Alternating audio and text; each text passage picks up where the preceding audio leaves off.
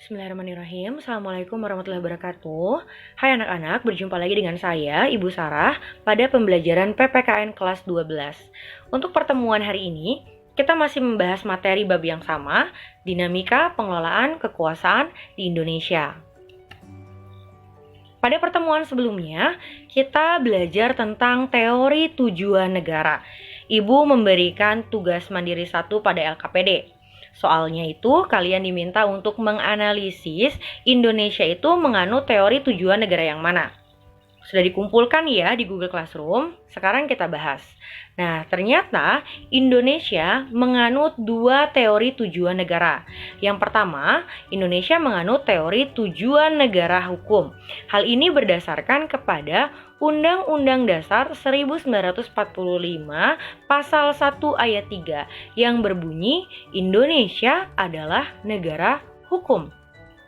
Ini tentunya sesuai dengan teori negara hukum, di mana negara ini punya tujuan untuk mewujudkan ketertiban hukum dengan produk-produk hukum yang dibuat oleh negara atau pemerintah. Kemudian, yang kedua, Indonesia juga menganut teori negara kesejahteraan. Nah, ini terbukti pada pembukaan Undang-Undang Dasar 1945 alinea keempat yang menyebutkan bahwa Indonesia memang punya tujuan untuk memajukan kesejahteraan umum. Dan ini sesuai dengan teori negara kesejahteraan, di mana negara ini memang punya tujuan untuk mewujudkan kesejahteraan umum. Nah, sampai sini dipahami ya. Nah, sekarang kita akan membahas topik intinya tentang dinamika pengelolaan kekuasaan di Indonesia. Jadi kita akan membahas perbedaan bagaimana pengelolaan kekuasaan di Indonesia zaman dulu dan zaman sekarang. Nah, zaman dulu itu kita istilahkan dengan periode sebelum amandemen Undang-Undang Dasar 1945. Amandemen ini artinya perubahan ya.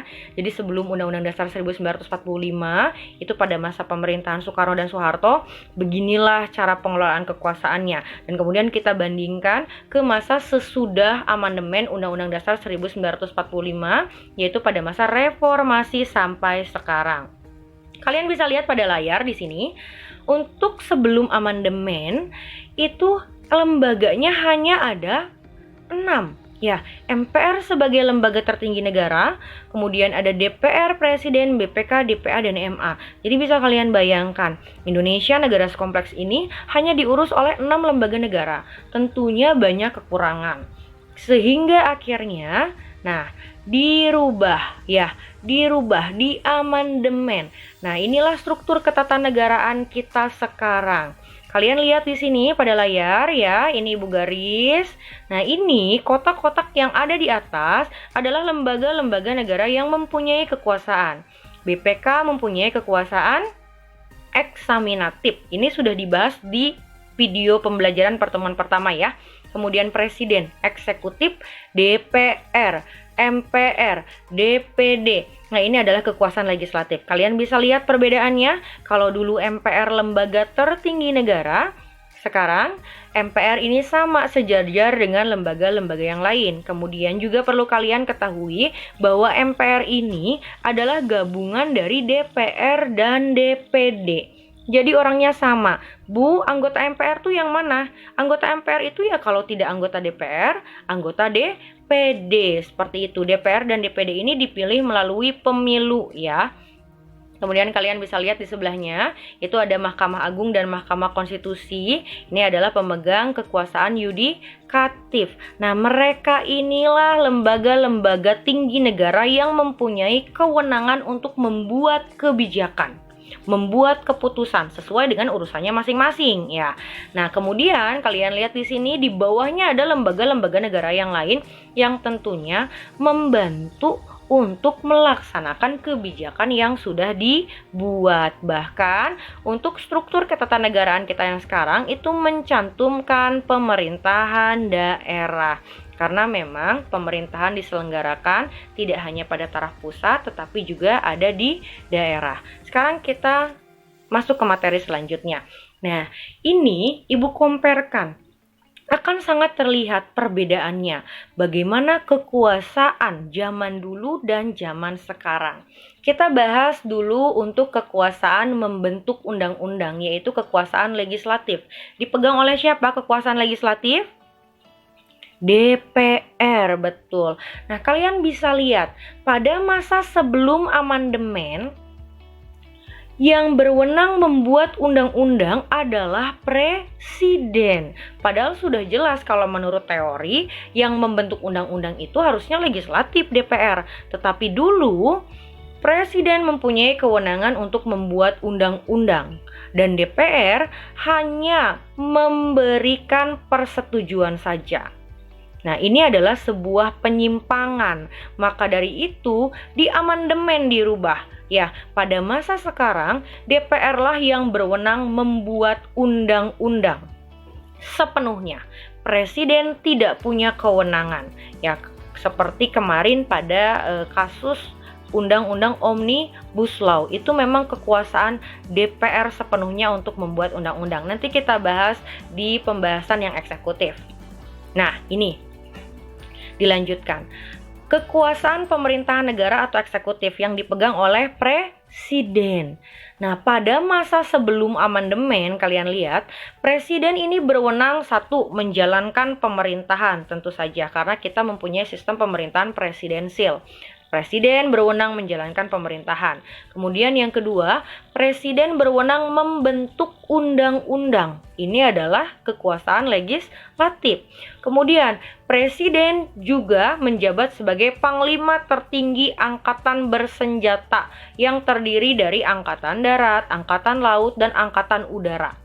Yang keempat, presiden mempunyai kekuasaan untuk menentukan keanggotaan MPR yang terdiri dari unsur ABRI, utusan golongan, utusan daerah. Dan yang terakhir, presiden berhak memberikan rehabilitasi, grasi, amnesti, abolisi kepada terpidana. Kalau kalian perhatikan di sini, presiden pada masa sebelum amandemen itu memegang kekuasaan yang sangat besar.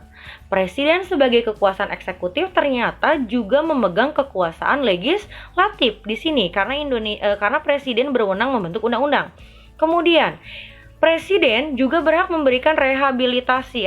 Rehabilitasi ini adalah penggantian hukuman. Ya, seperti misalnya terpidana narkoba, harusnya dihukum 3 tahun. Diganti, Bu, minta direhab. Rehab itu apa? Digantikan.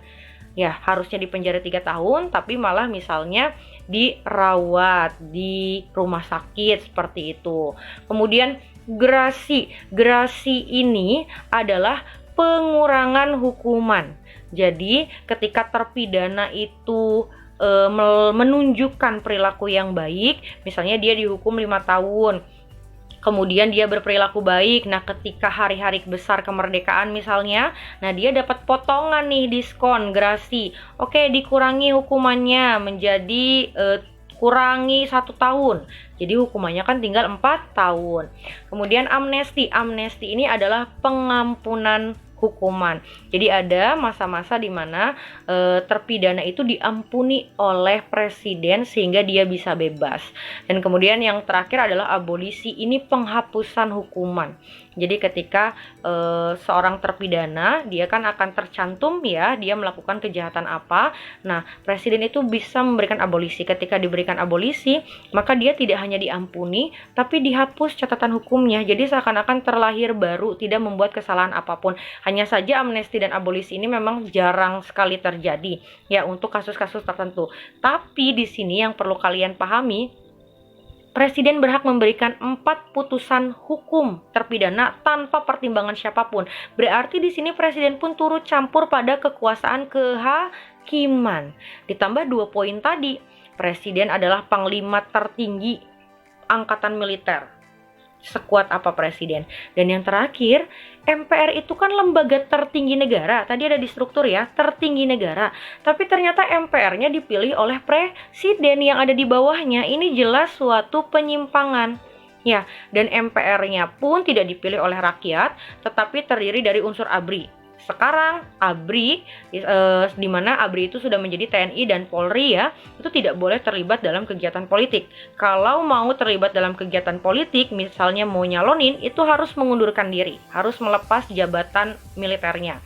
Kemudian utusan golongan ini dipilih berdasarkan keahlian, misalnya anggota MPR, oke, ini ahli pertanian diambil insinyur mana dipilih, atau untuk mengurusi pendidikan dipilih rektor mana. Jadi dipilih langsung ya utusan golongan. Dan yang ketiga utusan daerah. Jadi setiap provinsinya pun dipilih sendiri oleh presiden. Ini yang akan jadi anggota MPR. Jadi lembaga tertingginya itu dipilih oleh presiden. Ya, apakah MPR akan berani melawan presiden nantinya, mengawasi presiden nantinya? Tentu tidak. Makanya pada masa Orde Lama dan Orde Baru ini muncullah masalah otoriternya seorang presiden, karena presiden memegang kekuasaan terlalu besar. Akhirnya direvisi, dirubah pada masa sesudah amandemen. Presiden masih berwenang menjalankan pemerintahan, oke. Tetapi presiden sudah tidak berwenang membuat undang-undang. Presiden menjalankan pemerintahan berdasarkan undang-undang yang dibuat oleh DPR. Ya, presiden hanya boleh mengajukan RUU. Boleh, misalnya presiden ngerasa, oh ini nih permasalahan korupsi, kayaknya perlu dibikin aturan baru, itu boleh ngajuin. Tapi hanya berupa rancangan undang-undang. Nanti undang-undangnya tetap dibahas oleh DPR dan DPR yang menentukan. Bahkan ya, presiden itu kan memang punya kekuasaan untuk bukan kekuasaan, tetapi mempunyai kewenangan untuk mengesahkan undang-undang. Tetapi ketika misalnya presiden tidak mengesahkan pun ya, karena DPR yang memegang kekuasaan legislatif, maka undang-undang tersebut akan berlaku 30 hari setelah ditetapkannya undang-undang tersebut oleh DPR. Ya, seperti kemarin kasus Omnibus Law. Kemudian, presiden di sini juga masih menjabat sebagai panglima tertinggi angkatan bersenjata atau militer. Maka dari itu, hanya satu orang di Indonesia yang berhak untuk menyatakan perang, yaitu presiden. Dan yang terakhir, presiden masih berhak untuk memberikan rehabilitasi dan gerasi, hanya saja harus berdasarkan pertimbangan Mahkamah Agung yang memegang kekuasaan yudikatif. Dan presiden juga masih boleh memberikan amnesti dan abolisi, tetapi harus berdasarkan pertimbangan DPR, karena memang amnesti dan abolisi ini seperti spesial ya, karena dihapuskan dan diampuni, jadi harus persetujuan DPR. Jadi akhirnya kekuasaan presiden hari ini itu lebih terbatas, lebih dibatasi, agar pemerintahan berjalan dengan seimbang, check and balance. Itulah tujuan pemisahan kekuasaan.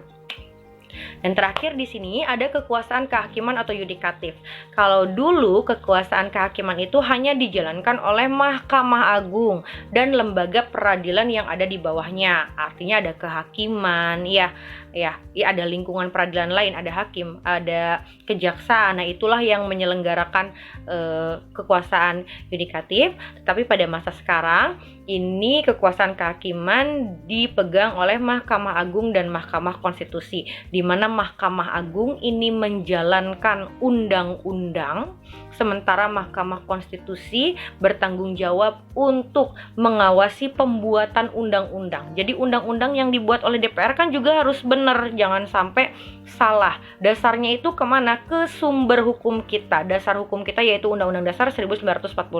Jadi ketika DPR membuat undang-undang, itu akan diperiksa dulu oleh Mahkamah Konstitusi, dibandingkan dengan Undang-Undang Dasar 1945.